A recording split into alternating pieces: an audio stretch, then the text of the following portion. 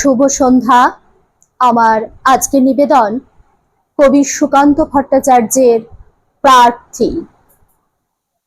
হে সূর্য, শীতের সূর্য, হিম শীতল সুদীর্ঘ রাত, তোমার প্রতীক্ষায় আমরা থাকি।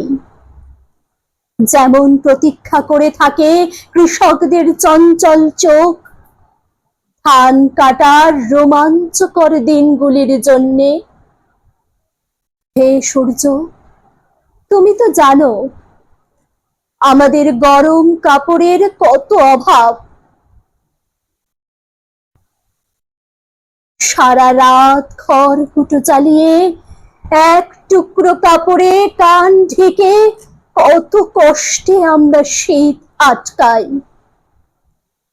সকালের এক টুকরো রোদ্দুর এক টুকরো সোনার চেয়েও মনে হয় দামি। ঘর ছেড়ে আমরা এদিক ওদিকে যাই এক টুকরো রোদ্দুরের তৃষ্ণায়।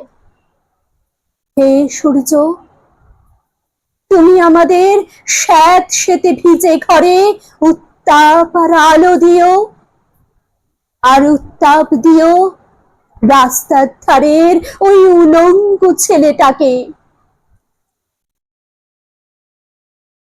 হে সূর্য, তুমি আমাদের উত্তাপ দিও।